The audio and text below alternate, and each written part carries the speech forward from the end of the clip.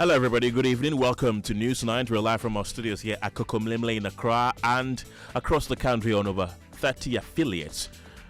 Tonight, cash constraints at Ministry of Youth Development and Empowerment stalls rollout of National Service Authority's military training program. A sector minister calls for release of funds allocated for youth development. Also, commercial drivers reject government claims for creating artificial vehicle shortages to push transport fares up during rush hour, as Transport Minister summons GPRTU and other commercial transport operators over the issue. The minister is wrong. He is totally wrong, outrageously wrong. He has got everything wrong. What the minister is saying is not true. He is totally wrong. By right, he should have come down and then take the information from here. In business, Foreign Affairs Minister Samuel Okudzeto Ablakwa announces plans to negotiate a bespoke trade agreement with the U.S. government later this year. In sports, semi-final action of the 2025 AFCON kicks off with Senegal and Egypt still goalless at halftime.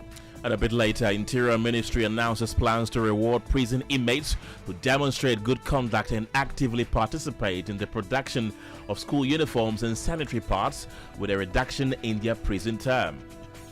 If you comport yourself and work in the industry within the prison for 1 year, your prison sentence is reduced by 3 months. So that instead of 1 year, you do 9 months. We got the latest of these and many other stories coming up shortly. You can be a part of this show by sending us a WhatsApp on 055 11 11 997. My name is Kenneth. Gyasi.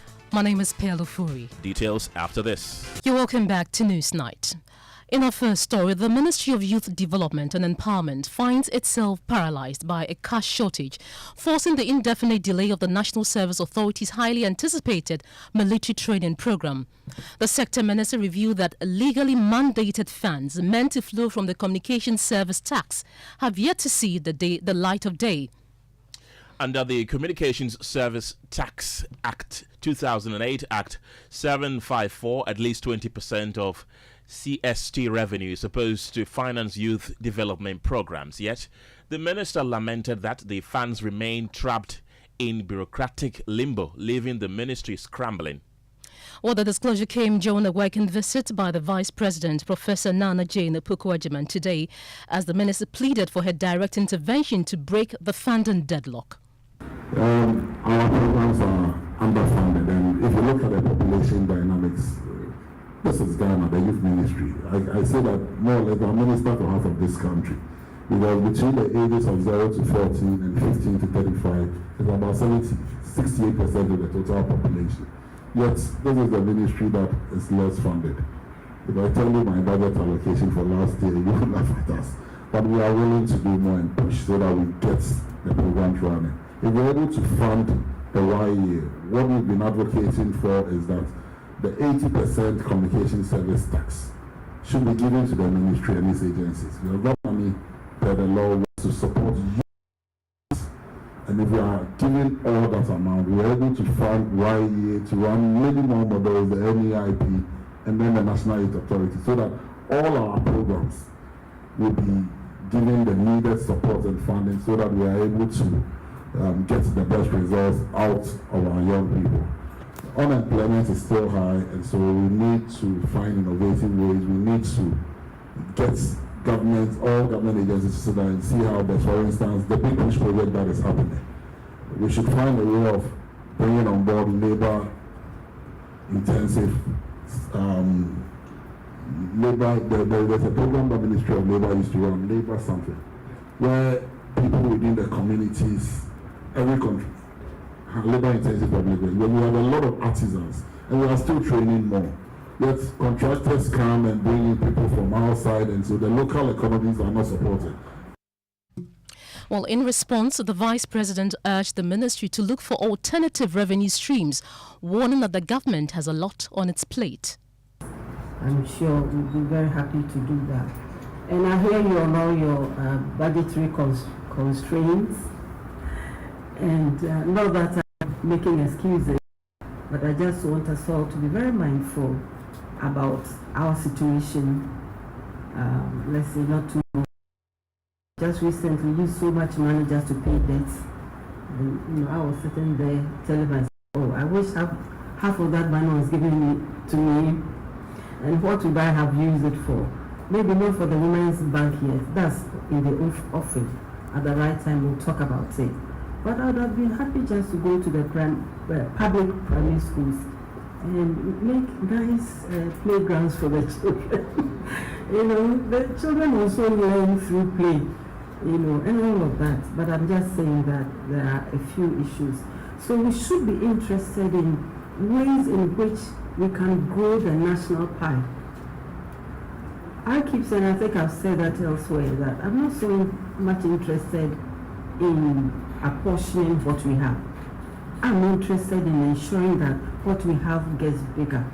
What I mean is this. Let's say the whole national budget is 100 cedis, and so we're all fighting. And this one should get 10% and that one should get 1% and so on. Assuming the total is 200 and not 100, but even if you got a small percentage, it's still bigger. Okay, so growing the economy should be of paramount importance, and taking good care of the people who grow the economy, and that's where you also come in. That's also as important. So that's the Vice President Nana Jane Opoku Ajiman there. Let's come back to the studio and speak to Jason Day of our research desk to break down the ministry's budget nightmare. And Jason, let's start by understanding what really the communications service tax is supposed to fund.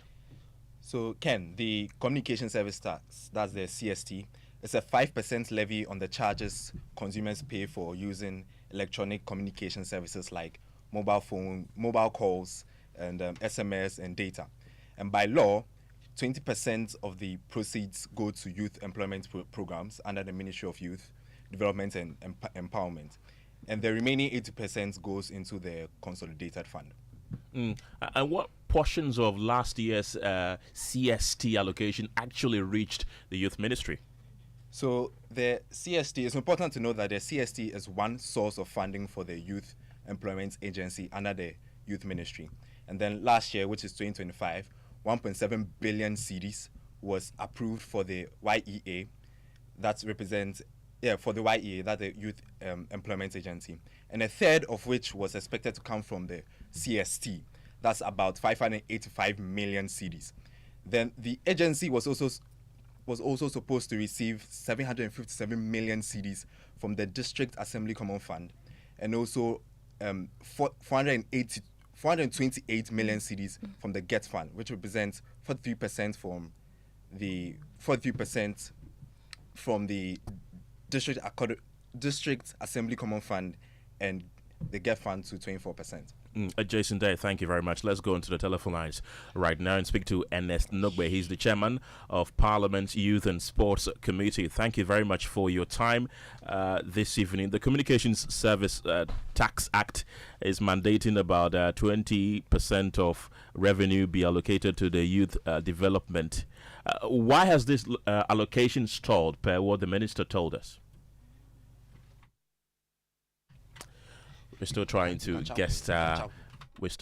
get Ernest Nogbe there. He's the chairman of Parliament's Youth and Sports Committee there. And of course, the vice president at that particular event also moved to the Ministry of Local Government, Chieftaincy and Religious Affairs Ministry, and spoke to the Minister Ahmed Ibrahim, who outlined bold plans which included the more than 24-hour markets across all metropolitan, municipal and district assemblies. And Professor Jainan Opoku-Agyemang lauded the minister for efficiently utilizing allocated funds, a stark contrast to the youth ministry's funding debacle. When we listen, we appreciate and understand the issues that each of our ministries are facing. So these are part of the reasons why we are here this morning. I've heard your report, and I'm very, very, very happy to note that there are more achievements than complaints. The achievements are more, is it 25 or 24? But the complaints are less than, yes. So what we can do is that we've taken all of these in, and you can count on us to play our roles. We want to ensure that the ministries are adequately supported, so you can also deliver on the responsibilities that we have put before you. You heard that the Vice President, Professor Jane Nano Pukwajiman. Let's move on to other stories. And this evening, commercial drivers are rejecting government's claims that they are deliberately creating artificial vehicle shortages to force transport fare hikes during peak hours. Now, speaking at the Government Accountability Series today, Government Communications,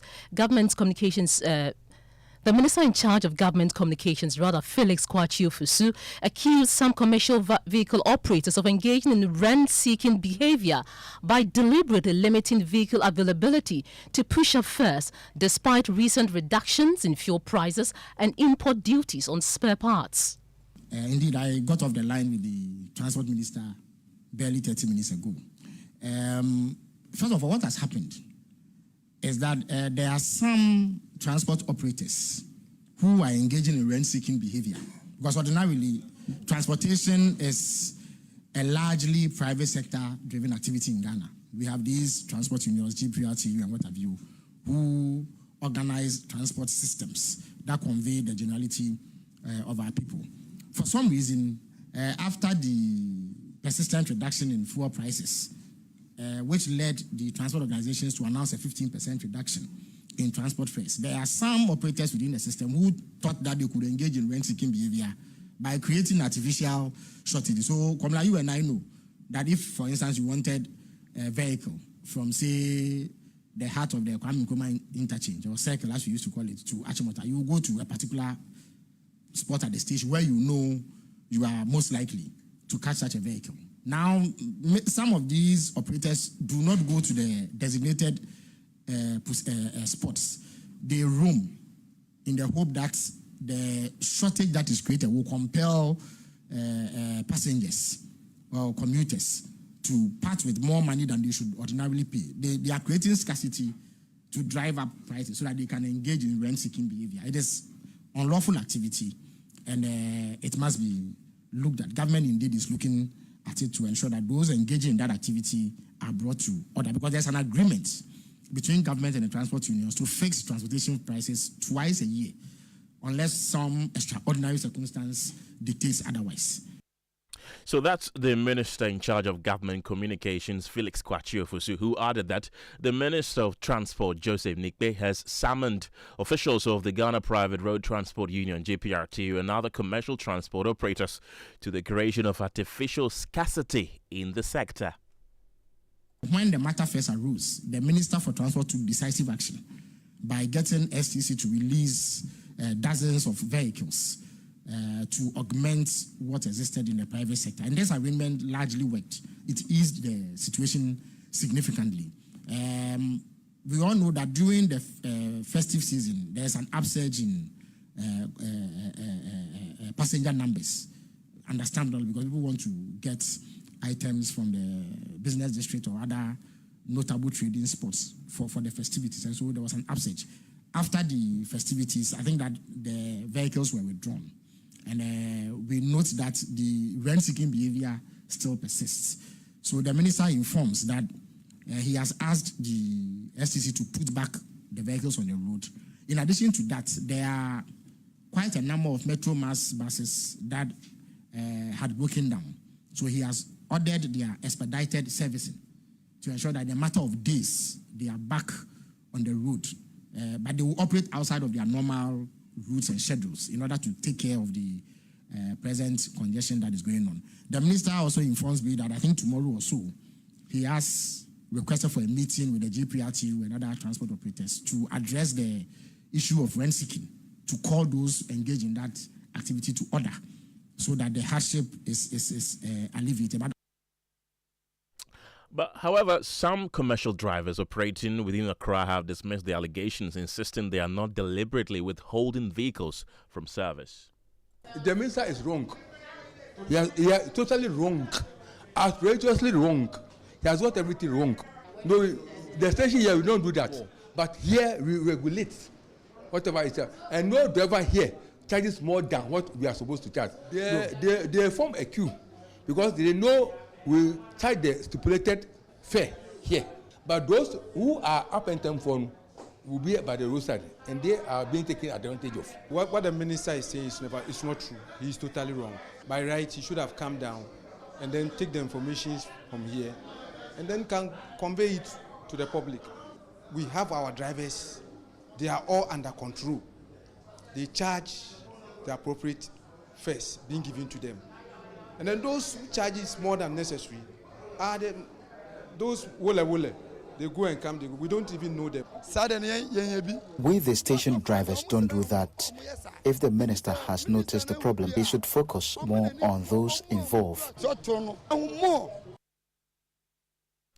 Well, let's bring you more stories this evening because the Vehicle Enforcement Association of Ghana, VEMAG, has gone to court in a bid to prevent what it describes as the sidelining of licensed enforcers in the implementation of the Driver and Vehicle Licensing Authority's new license plate registration system, warning that more than 3,000 members risk losing their jobs if the policy is rolled out.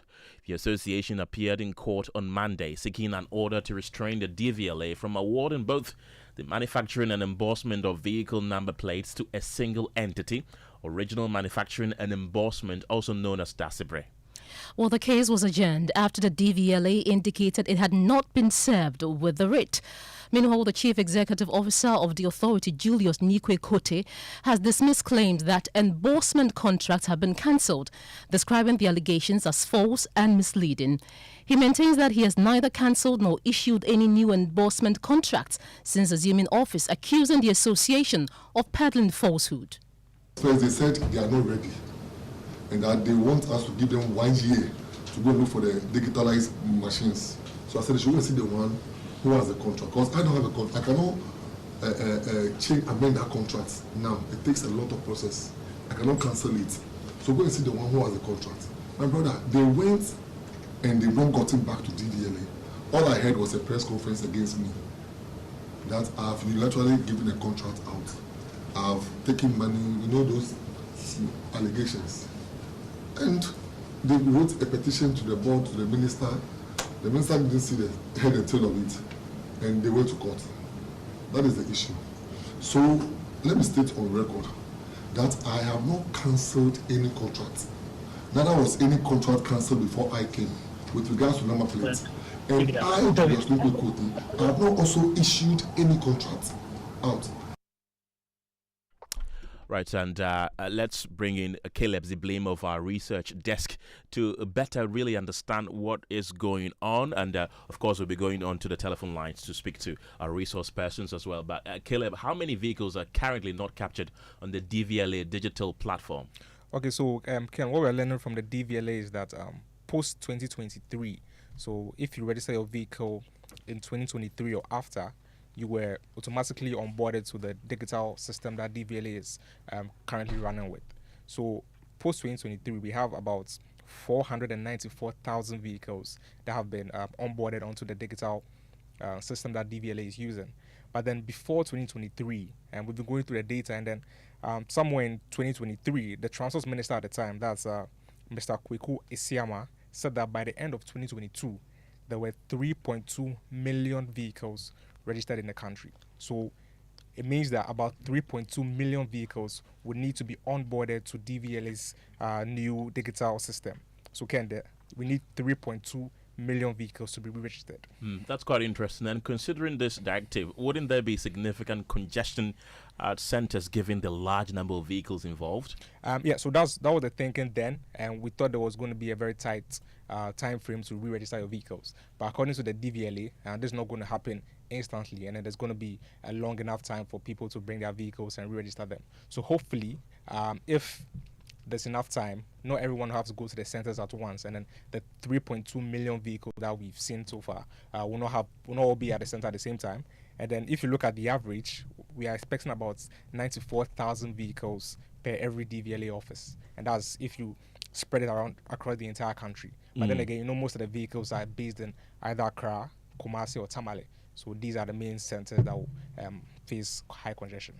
Thank you very much, Caleb Ziblame there. Let's now go into the telephone lines right now and speak to Stephen Atta. He is the Director of Corporate Affairs at the Driver and Vehicle Licensing Authority to speak about the debacle surrounding the embossment at the DVLA, which has since been sent to court. Glad you could join me this evening. Why has this issue become a major bone of contention, even though your outfit, DVLA, is insisting that no contract has been cancelled?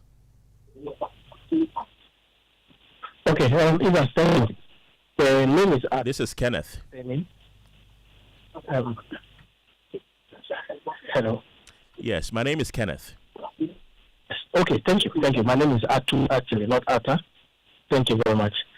The Chief Executive had taken the opportunity yesterday at our office to address this issue of vehicle number and bonus, and made a case clear that he did not sign any contractual arrangement since assuming office for the embossment of manufacturing of license plates. That the process was already undertaken, and in November 2024, the contract was signed, which he inherited. And that contract made room for the manufacture of a certain quantity of number plates.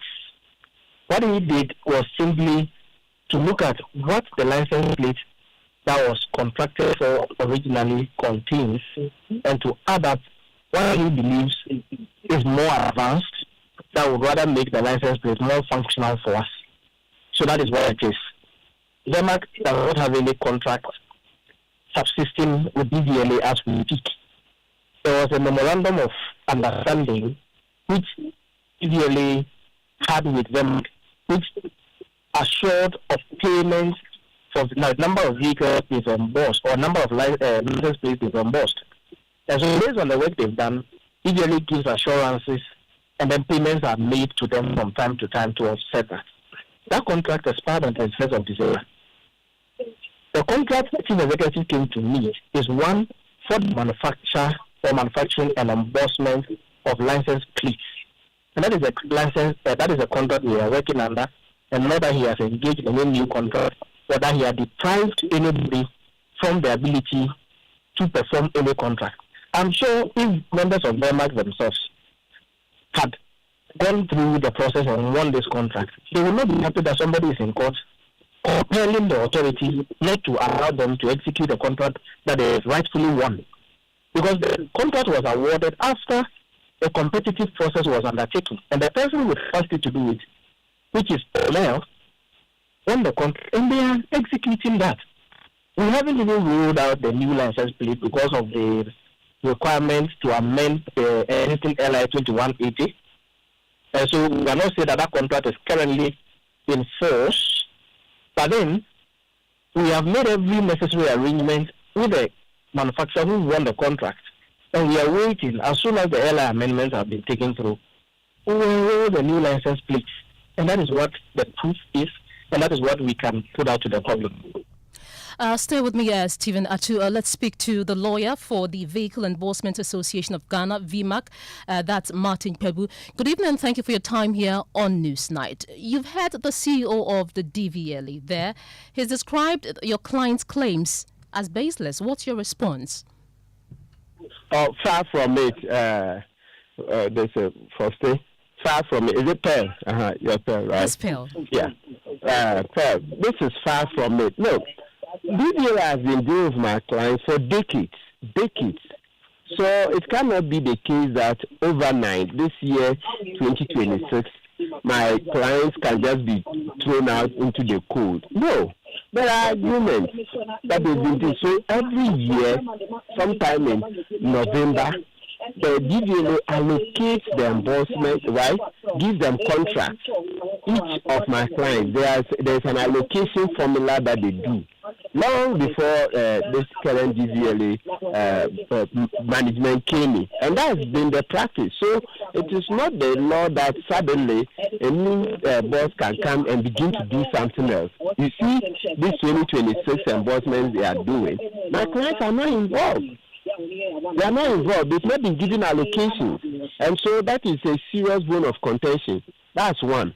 Number two, you heard Mr. Atu himself say that the new MD decided to add certain elements to make the plate more functional. That is a variation. That is a variation. That was not the contract that the other person, original endorsement, was given. And even before then, the original endorsement, that's the person who purportedly won that contract in 2024, was not given a contract to do endorsement. Hell, this is where we should be starting from. In the industry, they've always had a group of companies that do the manufacture, and then a different set that do embossment. My clients are the embossers. Original embossment, the company that won the contract, it's to do only manufacture. So ask Atu, can he produce a contract that says that that company should do manufacture and embossment? It's unheard of. It is unheard of. So you believe you believe your client is being unfairly treated? Absolutely. We are being treated as if we are aliens. But these are Ghanaians, and they have employees, and they number about 3,000. About 3,000. Is that how you treat Ghanaians? Is that how you treat Ghanaians? What is the demand of your client now? There are two. Number one, the current embossment that's going on for 2026 has to be stopped so that the original formula for allocation will be resorted to. That's, let's go back to what we were doing, because they've invested in this business for decades. So you cannot just come and throw them aside and start dealing with different people.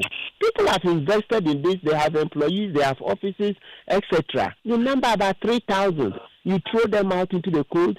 Then number two, you see the digital one that they are about to amend the law to cater for.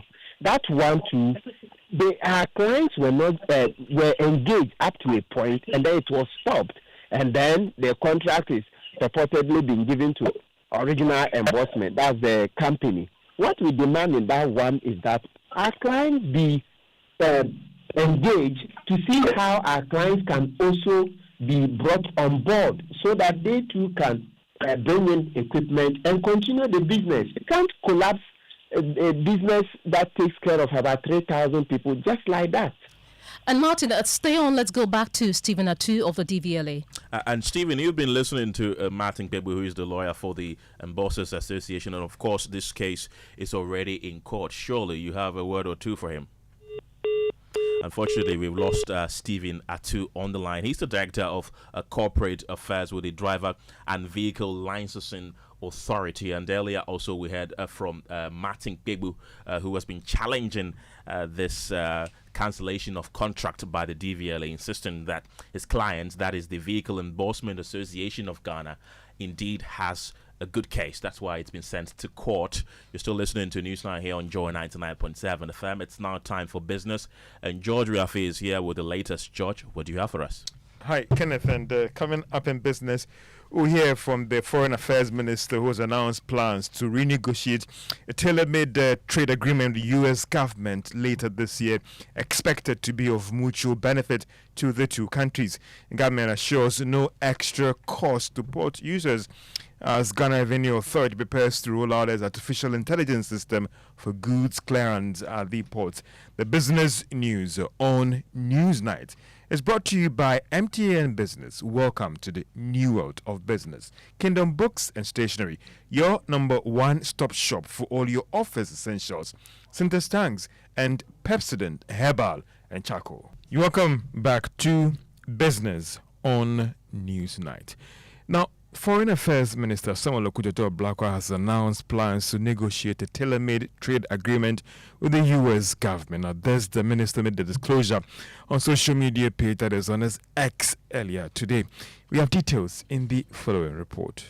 The disclosure by the Minister of Foreign Affairs Samuel Okudzeto-Ablakwa comes after the U.S. Ambassador to Ghana, Rolf Olsen, announced that his government has finally extended the African Growth and Opportunity Act for 3 years. The trade pact ensures that countries like Ghana have access to the U.S. market on a duty-free, quota-free basis for goods exported to that country. In a social media post, the minister also disclosed that Ghana has made payment to U.S. companies affected by the recent debt exchange program. The minister believes this will enhance the business climate in Ghana-U.S. trade relations. The meeting, which took place yesterday as part of a comprehensive assessment of Ghana-U.S. bilateral relations and agreed priority areas for cooperation in 2026, also acknowledged the removal of President Trump's 15% tariffs on a wide range of unprocessed and semi-processed agricultural products from Ghana.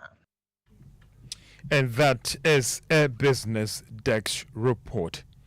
Now let's talk still on the issue because meanwhile, Chief Executive of the Ghana Export-Import Bank, Sylvester Mensah, has described the extension as critical for Ghana's export. He said this on the sidelines of the launch of the Ghana Export and Import Bank 10th celebration program in Accra.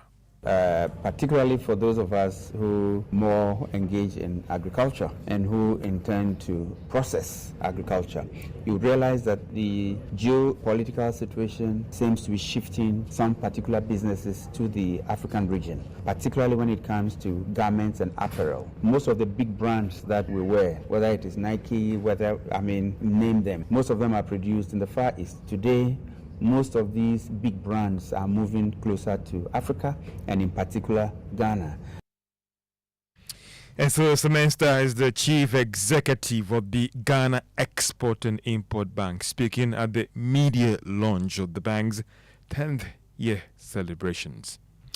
The government has assured that port users and importers will not be made to pay any extra cost for the deployment of its artificial intelligence systems at the country's port. The system is aimed at ensuring efficiency and accuracy in duty payments. Speaking to the business community at the stakeholder engagement in Accra, Deputy Minister of Finance Thomas Nyakwampem justified the need for the introduction of the system.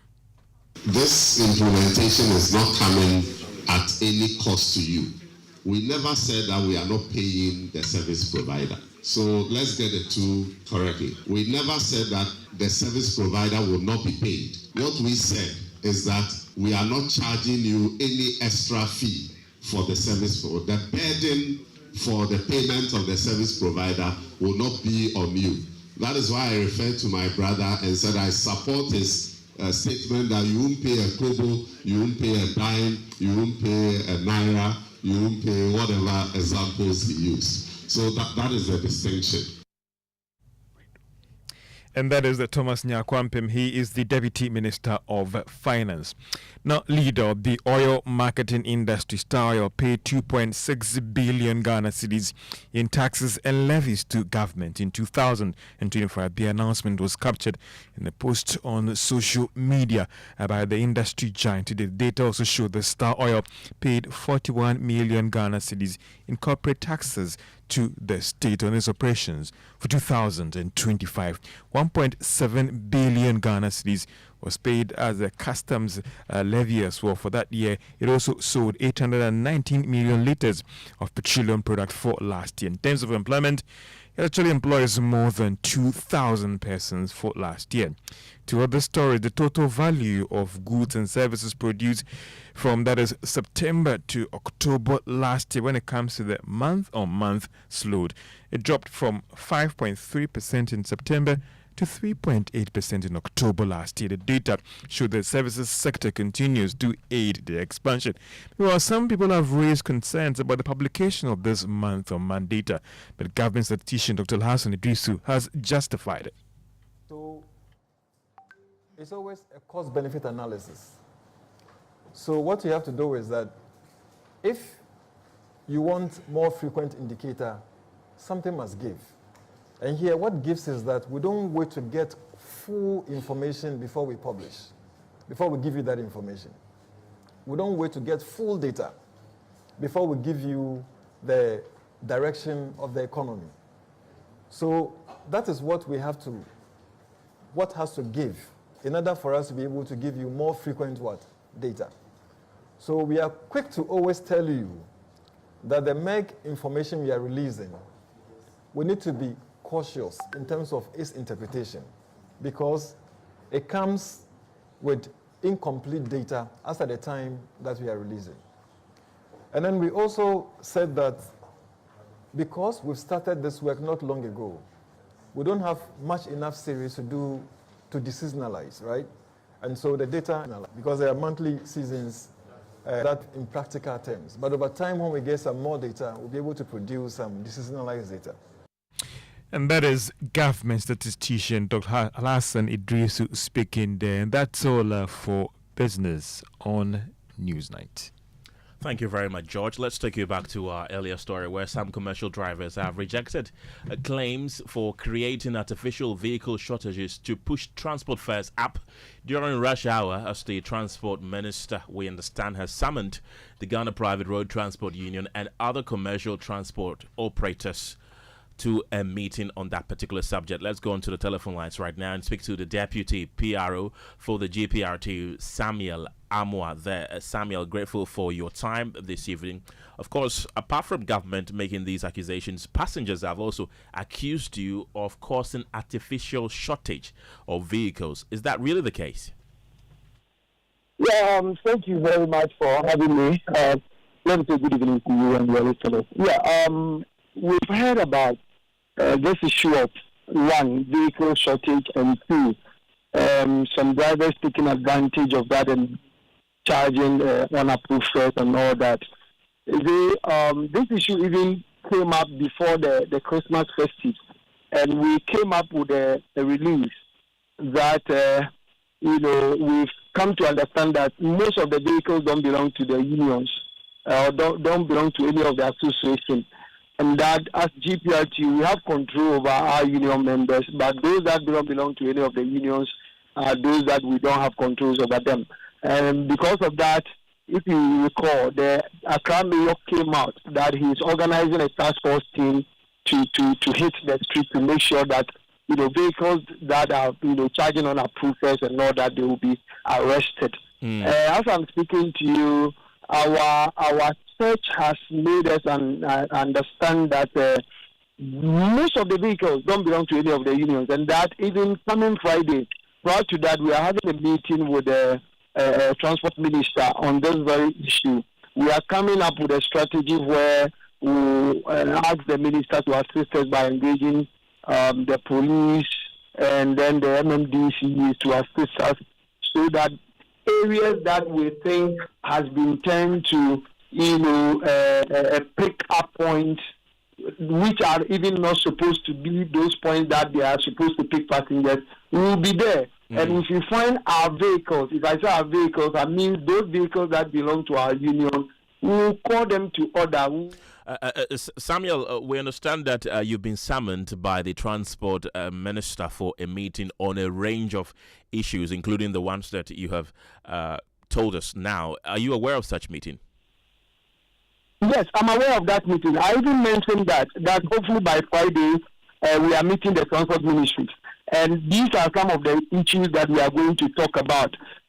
Finding a strategy to put a stop to that, because it's like the drivers, the floating drivers are creating problems for the GPRTU, because anything, concern transport sector, will be referred to the GPRTU or will be tagged, to the GPRTU. That is why we want to liaise with the transport ministry for them to also assist us. So by the end of the meeting, I believe that we will come up with something that will help this situation. Samuel, thank you very much. Samuel Amwa is the Deputy PRO of the Ghana Private Road Transport Union. Let's do some sports. Benaya is here with the latest. Yeah, so Ken, just when I was on my way to studio, Senegal took the lead. I already prepared the stress and it's a 0-0 game, but okay. So Sadio Mane fired Senegal into the lead in the 77th minute of the first semi-final tie of the African Cup of Nations. Now, the much anticipated encounter between Egypt and Senegal lived up to expectations, delivering a thrilling battle as it was attack versus defense. Senegal dominated proceedings with sustained attacking pressure throughout the game, while Egypt remained compact and disciplined at the back. Thank you very much. Why are you sucking me? Relax, I'm coming. I thought you were. Allow him to finish. So it took up to the 77th minute when Sadio Mane struck from outside the box to give Senegal the breakthrough. So as it stands now, Senegal are on course to book a place in the final. It's going to be their third final in 7 years. I hope Nigeria also beats Morocco so that we have an all West African Why are you final. supporting Nigeria? But why shouldn't he? I mean, why shouldn't I? They are neighbors, Okay. they are friends, they are All family. right. Okay, I'm supporting Morocco, though. I know you are. Thank you very much. That's it for sports. Now let's do some other stories this evening. And prison inmates who exhibit good behavior and take part in the production of school uniforms and sanitary parts could have their prison term reduced by 3 months. Interior Minister Muntaka Mubarak says the initiative will be implemented through a community service bill expected to be presented to Parliament. The move, according to the minister, is designed to ensure discipline among inmates while contributing to national efforts to support education and menstrual hygiene in schools. Idling in the prison creates a lot of problems for inmates. So they are in there incarcerated, yet through this training and this opportunity, they get skills, and by the time they are out of incarceration, they have some skills in their hand. 3, immediate income, because state feeds you. So whatever allowances or payment or wages that are given them is saved for them, so that when they leave, it becomes a set of capital for them. And lastly, we intend to the community service bill, which is being laid before Parliament very soon, to make sure that if you comport yourself and work in the industry within the prison for 1 year, your prison sentence is reduced by 3 months. So that instead of 1 year, you do 9 months. So all this combined is going to change the face of incarceration in our country. Well, my colleague Ramat was at that program and joins us in the studio with more. What was the reaction from the prison service regarding this initiative? So, Pearl, the initiative to empower inmates produce items like sanitary pads, school uniforms and furniture to the education sector was formalized today through a memorandum of understanding at the Interior Ministry between the Ministries of Education, Interior and Ghana Prison Service. So during the signing of the memorandum, Director General of Prisons, Patience Bafor Boni, she describes the program as a game changer, noting it will transform prisoners and prison centers into centers of productivity and provide inmates with valuable skills that can help them reintegrate into society after their release. We can listen to her. In the days past, the perception was that the Ghana Prison Service was just there locking up inmates and releasing them to the community when it became necessary. But the opportunity has come for the Ghana Prison Service to make itself relevant in the scale of production and making the Ghana Prison Service very useful. And in doing so, we are going to rely on the taking through the skilled training. And in this particular case, the emphasis is going to be on managing machines in the sanitary pad production, tailoring in the area of sewing the uniforms, and carpentry in the production of furniture. And in other stories this evening, the National Road Safety Authority is urging members of the public to exercise caution in the use and patronage of Toyota Voxy vehicles for commercial transport following emergency safety concerns about their suitability for use on public roads in the country. It follows reports that a significant number of Toyota Voxy vehicles currently operating locally were originally manufactured as right-hand drive vehicles and subsequently converted to left-hand drive vehicles after importation. Well, according to the authority, some of these converted vehicles may present handling and stability challenges, particularly at high speeds and when negotiating curves, raising concerns about their overall roadworthiness. And speaking on the polls on JoyNews, the acting Director General of the authority, Abraham Amaliba, cautioned the public to exercise heightened vigilance when patronizing Toyota Voxy vehicles used for commercial transport. Preliminary investigations reveal that most of these Toyota Voxy minibuses have been converted from the right-hand drive to the left-hand drive. By so doing, it affects the vehicle stability when driving or when handling the vehicle for drivers. Apart from that, because it is also converted and it has affected its stability, when the vehicles are curving or negotiating a cap, we find that also being problematic to those who are handling the vehicle, the drivers. That's the Acting Director General of the National Road Safety Authority, Abraham Amaleba, who also said that a technical working group is being set up to conduct a thorough investigation and recommend regulatory measures when necessary. We want to conduct a thorough investigation into the matter, and so we've put together a team from the DVLA, from the Logistics and Transport Institute, from Toyota itself, from DVLA, and some other institutions, the police, to ensure the team will be inaugurated, and we'll give them timelines and the duration within which they should report back. That's Abraham Amaleba there, urging the public to exercise caution when patronizing the Toyota Voxy vehicles, which are used for commercial purposes. There, you're still listening to News Night here on Joy 99.7 FM in Accra. We're also live on Love 99.5 FM in Kumasi and on over 30 affiliates across the country. Pearl? The University of Ghana and the Ghana Tertiary Education Commission, GTEC, are locked in a standoff over approved fees and charges for the 2025-2026 academic year, with GTEC insisting that the university must strictly adhere to fees approved by the Minister of Education. Well, the disagreement follows an exchange of letters between the Vice Chancellor of the University of Ghana, Nana Abba Apia Amfo, and GTEC after the Commission issued a communique on January 12 outlining fees approved by the Minister.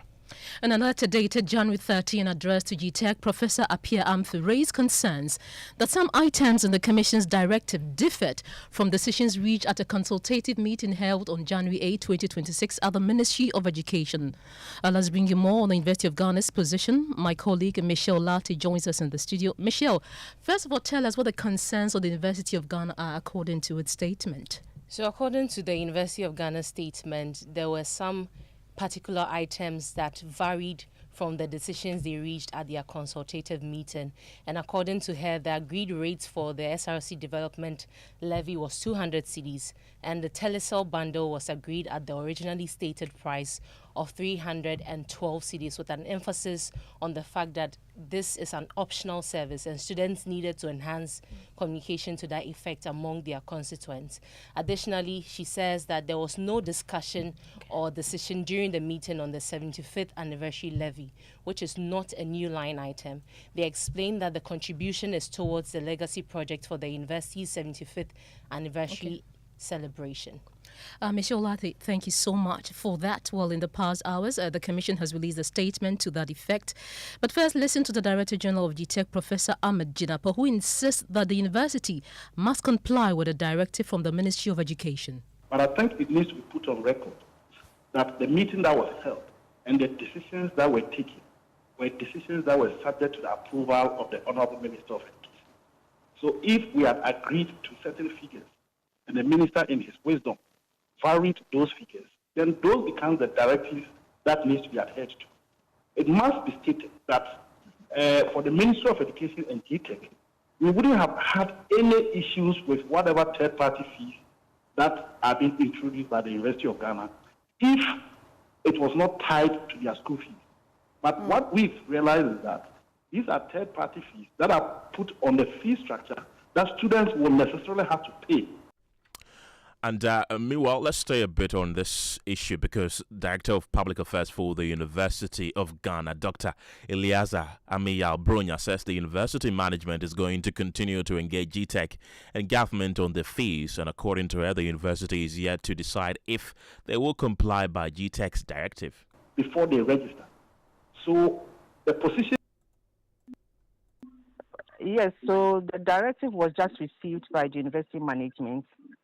And I would like to place on record that the university management initially had a meeting with the ministry and they reached agreements that were not captured in the GTEC directive, the initial directive that was sent to GTEC. So they were still engaging on this. And UG was later informed that the directive was based on a decision by the finance minister, which the university was not privy to. The initial meeting they had involved our vice chancellor and our chair of council, principal officers of the university, and other officers of the university.